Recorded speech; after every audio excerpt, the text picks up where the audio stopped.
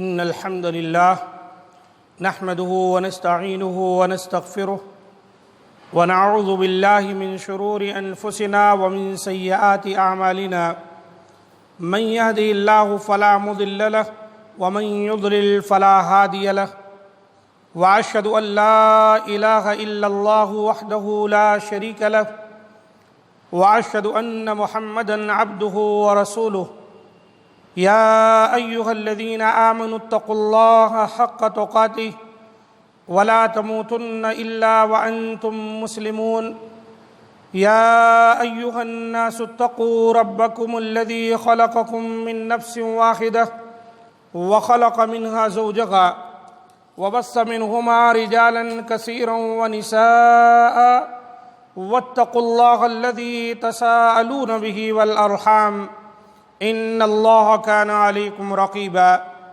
يا أيها الذين آمنوا اتقوا الله وقولوا قولا سديدا يصلح لكم أعمالكم ويغفر لكم ذنوبكم ومن يطع الله ورسوله فقد فاز فوزا عظيما أما بعد فإن خير الحديث كتاب الله وخير الهدي هدي محمد صلى الله عليه وسلم وشر الأمور محدثاتها وكل محدثة بدعة وكل بدعة ضلالة وكل ضلالة في النار. قال الله تبارك وتعالى في القرآن المجيد والفرقان الحميد: أعوذ بالله السميع العليم من الشيطان الرجيم من همزه ونفخه ونفثه بسم الله الرحمن الرحيم. الذين آمنوا وتطمئن قلوبهم بذكر الله ألا بذكر الله تطمئن القلوب. رب اشرح لي صدري ويسر لي أمري واحلل عقدة من لساني يفقهوا قولي رب زدني علما. ربنا لا علم لنا إلا ما علمتنا إنك أنت العليم الحكيم. معزز سامعین کرام، آج کے خطبہ مسنونہ کے بعد قرآن حکیم سورۃ الرعد کی آیت نمبر 28 کی تلاوت کی گئی ہے۔ اس آیت مبارکہ کے اندر اللہ تعالیٰ نے فرمایا: الذین آمنوا، جو لوگ ایمان لائے، وتطمئن قلوبہم بذکر اللہ، ان کے قلوب جو ہیں اللہ کے ذکر سے اطمینان حاصل کرتے ہیں۔ الا بذکر اللہ تطمئن القلوب، یاد رکھو دل اللہ کے ذکر سے ہی مطمئن ہوتے ہیں۔ آج کل بیماری کی وجہ سے جو کورونا کا مرض اور وبا چاروں طرف پھیلا ہوا ہے، اس کی وجہ سے کئی لوگ بے اطمینانی محسوس کر رہے ہیں اور نا امیدی اور ایاس کے دلدل میں دھنستے چلے جا رہے ہیں کہ اب کیا ہوگا،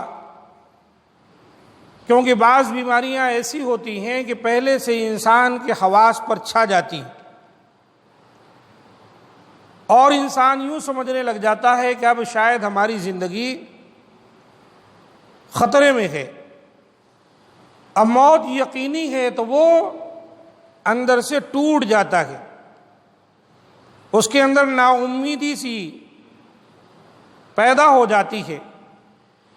قرآن مجید میں اللہ تعالیٰ نے نا امیدی کو کفر قرار دیا ہے۔ انہ لا ییأس من روح اللہ الا القوم الکافرون، کہ یقیناً اللہ سے نا امیدی یہ کافر کیا کرتے ہیں، کافر قوم کا یہ شیوا ہے۔ مسلمانوں کے تعلق سے اللہ تعالیٰ نے فرمایا کہ ان کے دل ہمیشہ اللہ کے ذکر سے مطمئن ہوتے ہیں اور وہ کبھی بھی اللہ کی ذات سے نا امید نہیں ہوتے۔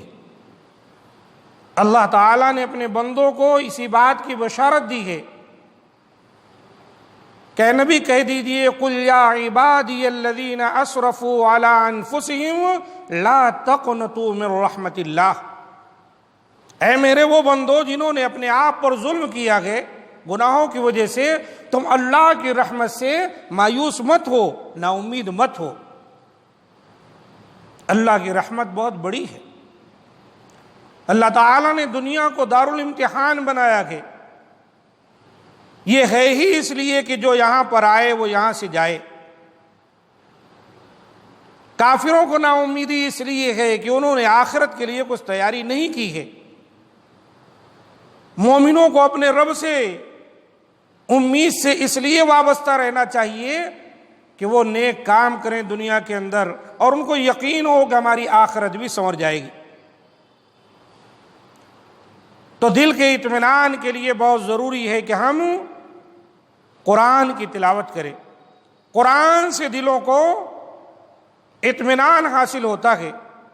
جو لوگ دنیاوی تکالیف و مصائب کی وجہ سے ہر وقت غمگین رہتے ہیں اور غموں اور صدموں نے ان کی خوشیاں چھین لی ہوں، ان کی طبیعت کو سکون پہنچانے اور اطمینان قلب کے لیے یہ ذکر الہی سب سے بڑی چیز ہے۔ الا بذکر اللہ تطمئن القلوب، خبردار رہو کہ دلوں کو اطمینان اللہ کے ذکر سے حاصل ہوتا ہے۔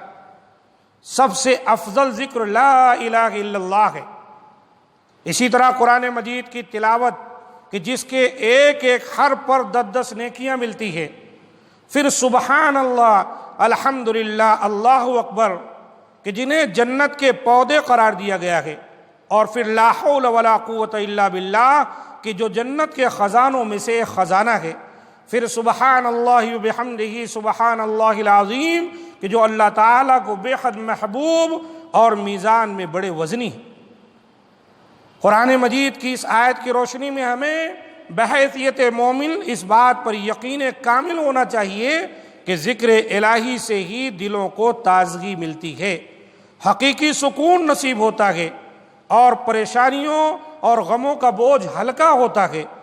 لیکن افسوس ہے کہ آج کل بہت سارے مسلمان اپنے غموں کا بوجھ ہلکا کرنے اور دل بہلانے کے لیے گانے سنتے اور فلمیں دیکھتے ہیں، حالانکہ اس سے غم ہلکا ہونے کے بجائے اور زیادہ ہوتا ہے، کیونکہ گانے سننا اور فلمیں دیکھنا حرام ہے، اور حرام کام سے سوائے غم اور پریشانی کے اور کچھ نہیں ملتا۔ اس لیے ہم کو چاہیے اللہ کی کتاب کی تلاوت کریں۔ بہت سے واقعات قرآن مجید میں احادیث کی روشنی میں ہمیں ملتے ہیں، ان کو سنیں، ان کو پڑھیں، اور اس کے ذریعے سے اپنے ایمان کو تازہ کریں۔ اس سے اللہ تعالیٰ سے وابستگی ہوگی، اور جب اللہ تعالیٰ سے ہم جڑ جائیں گے تو دنیا کی کوئی بھی چیز ہم کو نا امید نہیں کر سکتی۔ ہمارے امید کا مرکز جب اللہ ہوگا تو دنیا کی کوئی چیز ہمیں نا امید نہیں کر سکتی۔ اور نبی صلی اللہ علیہ وآلہ وسلم نے اس سلسلے میں ہم کو اور آپ کو کچھ دعائیں بھی سکھلائی ہیں کہ اگر ہم ان دعاؤں کو یاد کر لیں، الحمدللہ آج کل کتابیں بھی دستیاب ہیں، اور جو موبائل فون ہیں ان پر بھی آپ ان دعاؤں کو دیکھ کر پڑھ سکتے۔ تو اللہ کے رسول نے رہنمائی فرمائی کہ پریشانی اور صدمے کے وقت ہم کون کون سی دعائیں پڑھیں۔ آئیے کچھ دعائیں آپ کو احادیث کی روشنی میں بتلائے دیے دیتا ہوں، تاکہ آپ اس کا ورد کرتے رہیں صبح و شام، جب جی چاہے کئی بار دن میں اس کو پڑھتے رہیں۔ اس سے آپ کا دل جو ہے یہ مطمئن ہو جائے گا، اور اللہ سے آپ جڑ جائیں گے، اور انشاءاللہ یہ کیفیت آپ کو نا امیدی سے نکال کر ایک امید سے قائم کر دے گی، اور وہ ہے اللہ کی ذات۔ اور جب کوئی اللہ کی ذات سے جڑ جاتا ہے تو پھر ایسے آدمی کے لیے اللہ تعالیٰ کافی ہو جاتا ہے۔ حضرت اسماء بنت عمیس رضی اللہ تعالیٰ عنہا کو آپ صلی اللہ علیہ وسلم نے پریشانی کے وقت یہ دعا پڑھنے کی تلقین کی، جو کہ ابو داؤد کی 1525 پر آئی ہے اور صحیح حدیث ہے۔ اللہ ربی لا اشرک بہ شیئا، اللہ ربی لا اشرک بہ شیئا، اللہ ہی میرا رب ہے، میں اس کے ساتھ کسی کو شریک نہیں بناتا۔ کتنی مختصر سی دعا، لیکن یہ ہمارے دلوں کے غم کو، ہم کو نکال پھینکے گی۔ حضرت ابن عباس رضی اللہ تعالیٰ عنہ بیان کرتے ہیں کہ رسول اللہ صلی اللہ علیہ وسلم پریشانی کے وقت یہ دعا پڑھتے تھے، جو کہ بخاری اور مسلم میں آئی ہوئی دعا ہے، لا الہ الا اللہ العظیم الحلیم، لا الہ الا اللہ رب العرش العظیم، لا الہ الا اللہ رب السماوات ورب الارض ورب العرش الکریم۔ اللہ کے سوا کوئی معبود برحق نہیں، وہ عظمت والا اور بردبار ہے۔ اللہ کے سوا کوئی معبود برحق نہیں، وہ عرش عظیم کا رب ہے۔ اللہ کے سوا کوئی معبود برحق نہیں، وہ آسمانوں کا رب اور زمین کا رب اور عرش عظیم کا رب ہے۔ یہ حدیث بخاری میں بھی آئی ہے، مسلم میں، مسلم شریف کے 2730 نمبر ہے۔ حضرت علی رضی اللہ تعالیٰ عنہ کو آپ صلی اللہ علیہ وسلم نے پریشانی کے وقت یہ دعا پڑھنے کی تلقین کی، جیسا کہ مسند احمد کے اندر جلد نمبر 1 صفحہ 91 پر یہ حدیث آئی ہے اور صحیح ہے۔ لا الہ الا اللہ الحلیم الکریم، سبحان اللہ و تبارک اللہ رب العرش العظیم والحمد للہ رب العالمین۔ اللہ کے سوا کوئی معبود برحق نہیں، وہ بردبار اور کریم ہے، اللہ پاک ہے اور بابرکت ہے، وہ اللہ جو عرش عظیم کا رب ہے، اور تمام تعریفیں اس اللہ کے لیے ہیں جو تمام جہانوں کا رب ہے۔ حضرت ابو بکر رضی اللہ تعالیٰ عنہ کا بیان ہے کہ رسول اللہ صلی اللہ علیہ وسلم نے فرمایا، پریشان حال کو یہ دعا پڑھنی چاہیے، جو پریشانی میں ہے، مشکل میں ہے، غم میں ہے، ہم میں ہے اور نڈھال ہے، بیماریوں نے اس کو نا امید کر دیا ہے، ایسوں کو چاہیے کہ ان دعاؤں کا ورد کریں، پڑھتے رہیں۔ کیا پیاری دعا ہے، اللہم رحمتک ارجو فلا تکلنی الی نفسی طرفۃ عین واصلح لی شأنی کلہ۔ اے اللہ، میں تیری رحمت کا امیدوار ہوں، لہذا تو مجھے پل بھر کے لیے بھی میرے نفس کے حوالے نہ کر، پل بھر کے لیے بھی میرے نفس کے حوالے نہ کر۔ انسان اگر اپنے نفس کے حوالے ہو گیا تو گمراہ ہو جائے گا۔ یہاں طرفۃ عین آیا ہے، یعنی ایک آنکھ کی جو پلک جھپکتی ہے، اللہ تو اتنی دیر کے لیے بھی تو میرے نفس کے حوالے نہ کر۔ واصلح لی شأنی کلہ، اور میرا ہر کام میرے لیے ٹھیک کر دے، درست کر دے۔ کتنی پیاری دعا ہے، ابو داؤد کی 5090 نمبر کی حدیث ہے، وحسنہ الالبانی۔ حضرت انس رضی اللہ تعالیٰ عنہ بیان کرتے ہیں کہ رسول اللہ صلی اللہ علیہ وآلہ وسلم پریشانی کے وقت یہ دعا پڑھتے تھے، جو بڑی مختصر سی دعا ہے، یا حی یا قیوم برحمتک استغیث، اے زندہ، اے قیوم، میں تیری رحمت کے ساتھ مدد کا طلبگار ہوں۔ یعنی اے زندہ جاوید ذات اللہ کی، اللہ سے دعا کر رہے ہیں، یا قیوم، اے ساری دھرتی، سارے آسمان اور ساری دنیا کو تھامنے والے، برحمتک استغیث، میں تیری رحمت کے ساتھ مدد طلب کرتا ہوں۔ سبحان اللہ، کتنی مختصر سی دعا ہے، یا حی یا قیوم برحمتک استغیث، لیکن معنی کے لحاظ سے بہت بھاری دعا ہے۔ ترمذی شریف میں حدیث آئی ہے 3524 پر، وصححہ الالبانی۔ اسی طرح دعائے یونس علیہ السلام ہے، لا الہ الا انت سبحانک انی کنت من الظالمین، تیرے سوا کوئی معبود برحق نہیں، تو پاک ہے، بے شک میں ہی ظلم کرنے والوں میں سے تھا۔ حضرت سعد بن ابی وقاص رضی اللہ تعالیٰ عنہ سے روایت ہے کہ رسول اللہ صلی اللہ علیہ وسلم نے فرمایا، انہ لم یدع بہا مسلم فی شیء قط الا استجاب اللہ لہ بہا، جو مسلمان ان کلمات کے ساتھ کوئی بھی دعا کرتا ہے تو اللہ تعالیٰ اسے یقیناً قبول کرتا ہے۔ لا الہ الا انت سبحانک انی کنت من الظالمین، اس طرح پڑھ کے آپ جو بھی دعا کریں گے اللہ تعالیٰ اس دعا کی برکت سے آپ کی ہر وہ دعا جو نیک ہے قبول فرما لے گا۔ یہ حدیث حاکم میں آئی ہوئی ہے۔ حضرت عبداللہ بن مسعود رضی اللہ تعالیٰ عنہ سے ایک روایت اس طرح بھی آتی ہے کہ رسول اللہ صلی اللہ علیہ وسلم نے فرمایا جس شخص کو حزن و ملال پہنچے، آپ نے فرمایا جس شخص کو حزن و ملال پہنچے پھر وہ یہ دعا کرے تو اللہ تعالیٰ اس کے حزن و ملال کو ختم کر دیتا ہے اور اس کی پریشانی کو دور کر دیتا ہے۔ دعا کیا ہے؟ اللہم انی عبدک وابن عبدک وابن امتک ناصیتی بیدک ماض فی حکمک عدل فی قضاؤک اسألک بکل اسم هو لک سمیت به نفسک او علمته احدا من خلقک او انزلته فی کتابک او استاثرت به فی علم الغیب عندک ان تجعل القرآن ربیع قلبی ونور صدری وجلاء حزنی وذہاب ہمی۔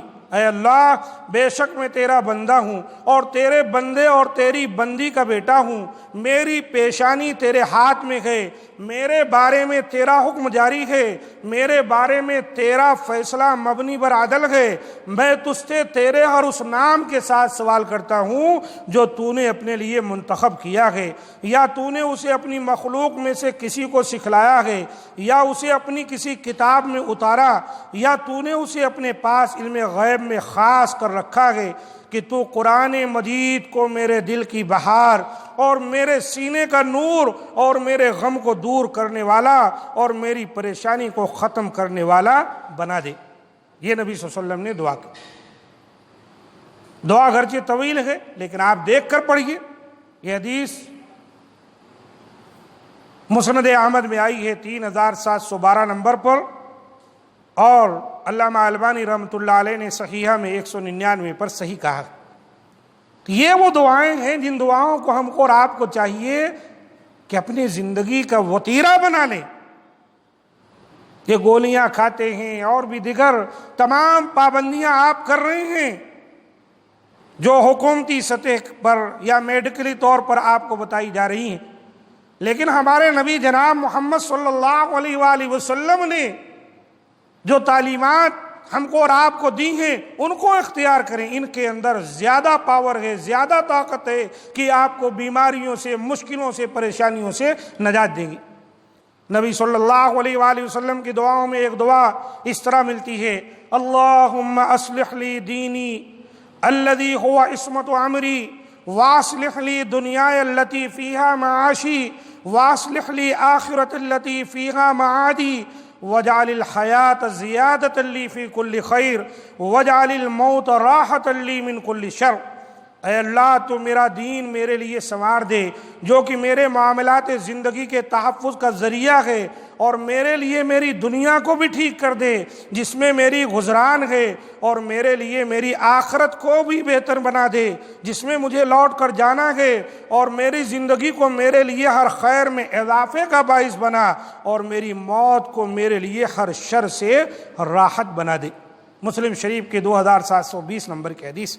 کیسی پیاری پیاری دعائیں۔ تو ہم کو اور آپ کو چاہیے ان دعاؤں کا سہارا لیں مشکلوں اور پریشانیوں سے بچنے کے لیے، اور قرآن مجید کی کثرت سے تلاوت کریں۔ اللہ نے وقت دیا کہ تلاوت کر کے اس کا ترجمہ بھی سمجھیں اور اس کی تفسیر اور تشریح بھی پڑھیں۔ اس کے ذریعے سے انشاءاللہ آپ مضبوط ہوں گے، آپ کا دل مضبوط ہوگا، آپ کا دماغ مضبوط ہوگا، اور آپ کے اندر ایک طاقت، ایک پاور پیدا ہوگی جو اللہ وحدہ لا شریک سے آپ کو جوڑ دے گی۔ اور یہ چیزیں جب آپ کے اندر ہوں گی، آپ کے دل میں پھر نا امیدی نہیں پیدا ہوگی، بلکہ اللہ سے ایک تعلق ہوگا، اور ہمیشہ آپ اللہ سے پر امید ہوں گے۔ اللہ تعالیٰ سے دعا ہے کہ مولا کریم ہم تمام کو جو باتیں بیان کی گئیں ان کو اختیار کرنے اور اس پر عمل کی توفیق دے، اور مولا کریم غفلتوں سے ہمیں محفوظ رکھے۔ بہت سے احباب نے دعا کی درخواست کی ہے، کوئی ان کا عزیز بیمار ہے تو کوئی وفات پا گیا ہے۔ اللہ تعالیٰ سے دعا ہے کہ مولا کریم جو بیمار ہیں انہیں شفاء کاملہ عطا فرمائے، اور جو وفات پا گئے ہیں اللہ تعالیٰ ان کی بخشش فرمائے۔ اللہ تعالیٰ جلد از جلد اس بیماری کو ہم سے دور فرما دے، اور مولا کریم ہمارے حال پر رحم فرمائے کہ یقیناً وہی رحم و کرم کرنے والا ہے۔ سبحان ربک رب العزت عما یصفون وسلام علی المرسلین والحمد للہ رب العالمین۔